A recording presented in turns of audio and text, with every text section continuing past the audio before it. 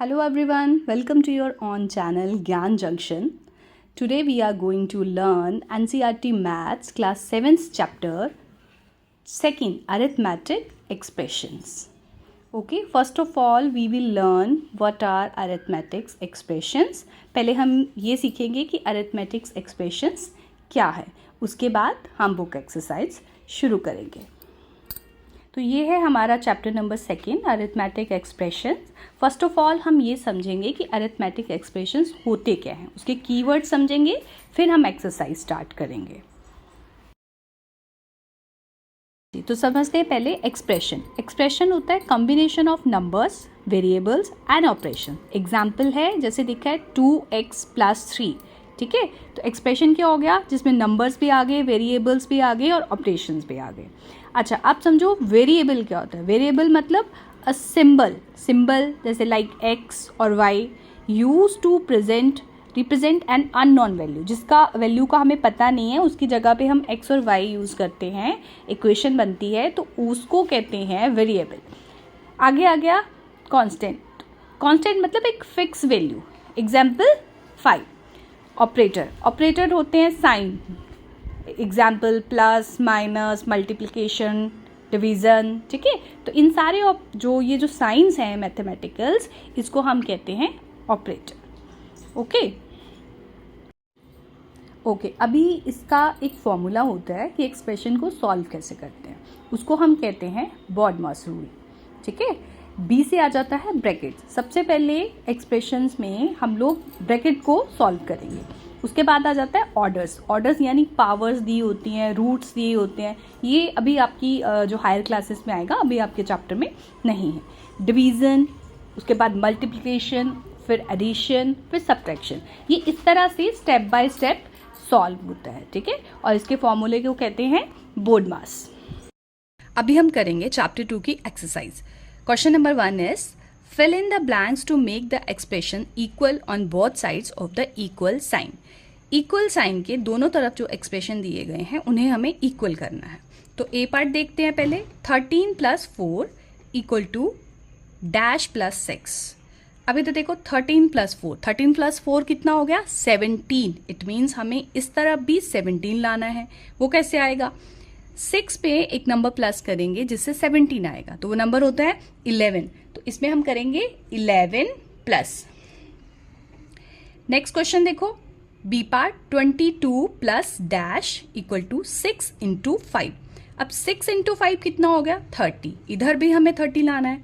22 में हम क्या नंबर ऐड करेंगे कि 30 आ जाएगा, तो 22 में हम 8 ऐड करें तो 30 आ जाता है. ठीक है, तो इधर भी 30 हो गया, इधर भी 30 हो गया. नेक्स्ट देखो, सी पार्ट 8 × डैश = 64 / 2. जब हमें 64 को 2 से डिवाइड करते हैं तो हमें मिलता है 32. इट मीन्स हमें इधर कौन सा नंबर लाना है 32. 32 कैसे आएगा, 8 के टेबल को पढ़ते हैं. 8 के टेबल को जो पढ़ते हैं तो 8 × 4 = 32 होता है. तो 8 × 4 = 32 होता है, तो यहाँ जाएगा ये 4 पे. 8 × 4 = 32, 64 / 2, दोनों तरफ 32 हो गया.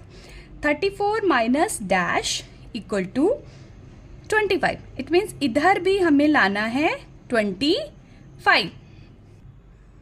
34 में से 9 को जब हम सब्ट्रैक्ट करते हैं तो हमें मिलता है 25. ठीक है, तो यहाँ हम 9 को इससे माइनस करेंगे और 25 आ जाएगा. इधर भी 25 है, इधर भी 25 हो जाएगा. दोनों तरफ के जो एक्सप्रेशन है वो इक्वल हो गए हैं. ठीक है, यही बोला था क्वेश्चन में कि इक्वल साइन के दोनों तरफ जो एक्सप्रेशन है उनको इक्वल करना है. ठीक है, अभी नेक्स्ट क्वेश्चन देखो, arrange the following expression in ascending order of their values.